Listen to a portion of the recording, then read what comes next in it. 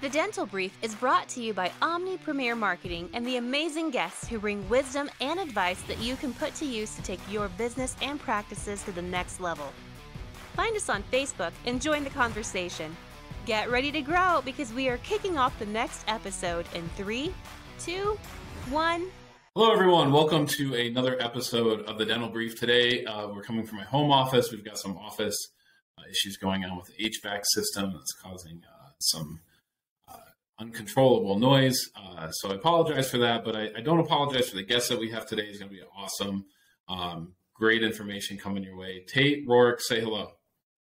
Hey, how is everybody? Great to be here. Yeah, it's awesome to have you here. I think this is going to be a really good, useful show for our listeners. First, I want to say, Tate, you're with Alpheon. You're with Alpheon Credit Solutions.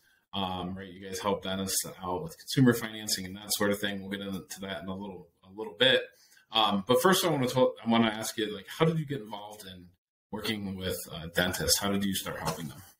Yeah, that's a great question, Patrick. You know, I've been in the dental industry for 22 years, and I grew up primarily on the materials side of the business, working for manufacturers such as Kerr and Voco America. And in that position, or I should say those positions, you know, you talk to doctors a lot about various cases and therefore, which that conversation leads into case acceptance.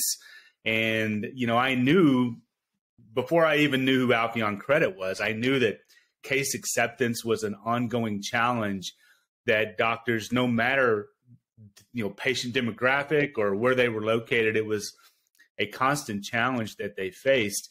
So whenever I was presented with the opportunity to join Alpheon and learned a little bit about their solution and what they could do to really help doctors, you know, increase case acceptance, you know, put more patients in the chair and really do more dentistry, it was really a no-brainer for me.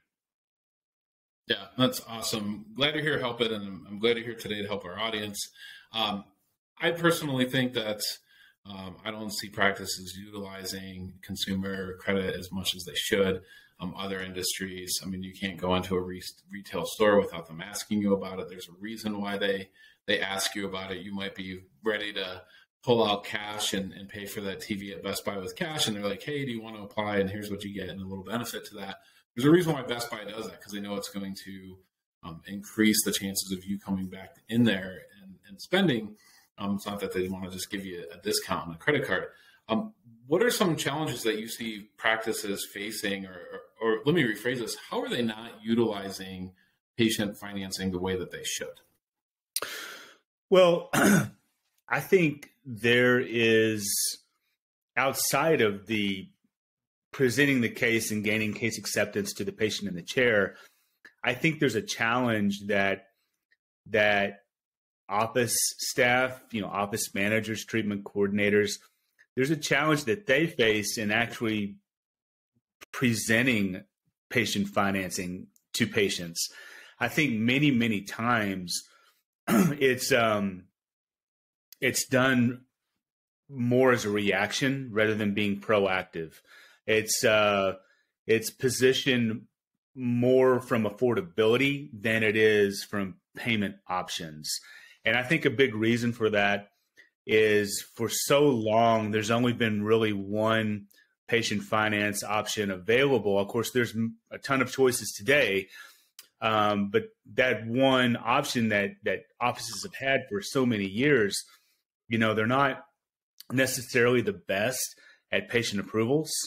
And these office managers and treatment coordinators, they've heard a lot of no's.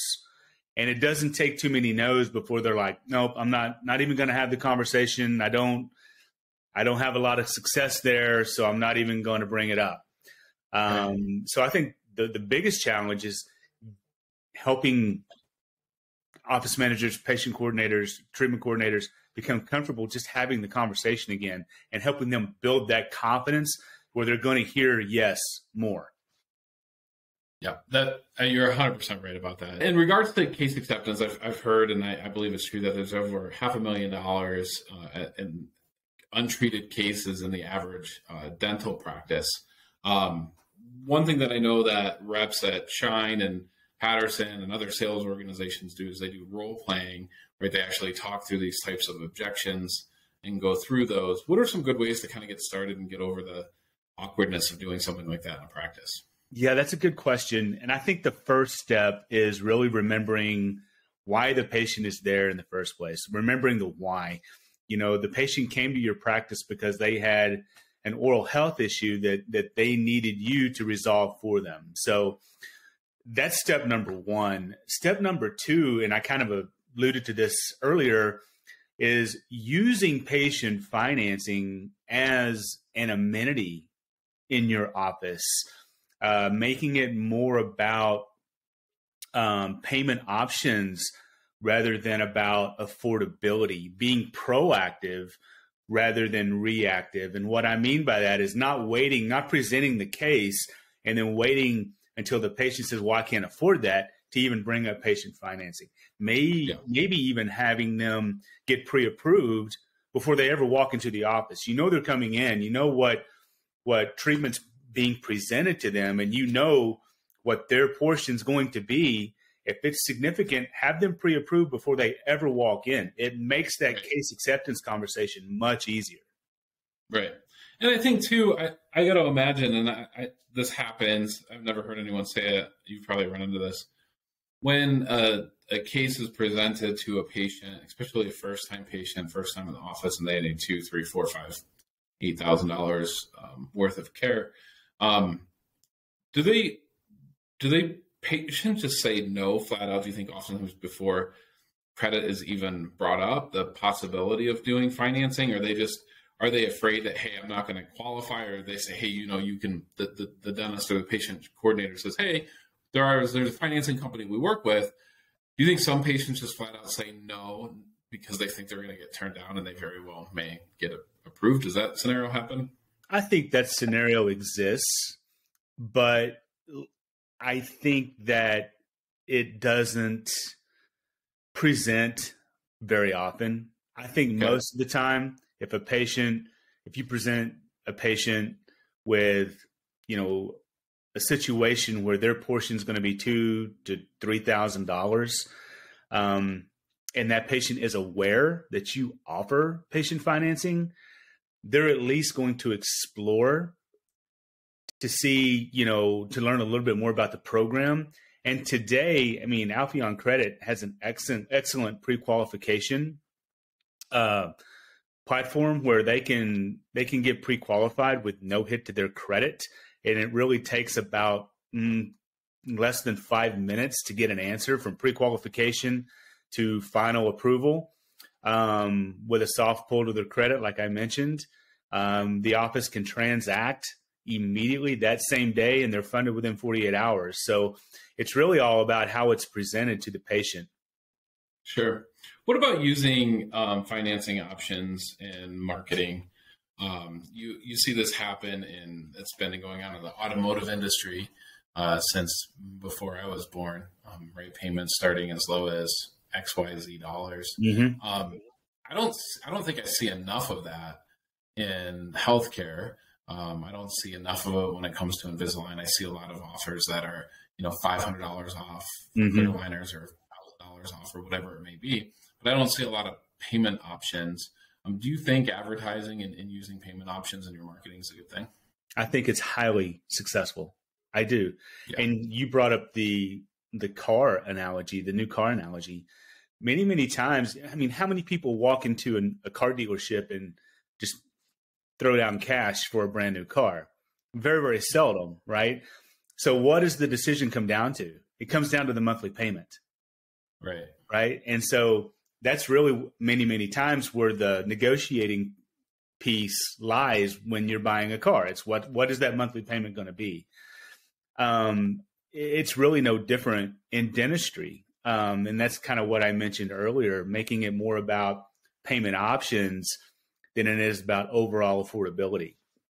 And then, with, companies like Alpheon Credit, even Care Credit, we all have deferred interest plans where they can, select 12, 18, 6, 12, 18, 24 months interest free. We even have plans that go out to 5 years. So finding the right plan for a patient's budget really isn't that hard. Yeah. So what about, let me ask this question.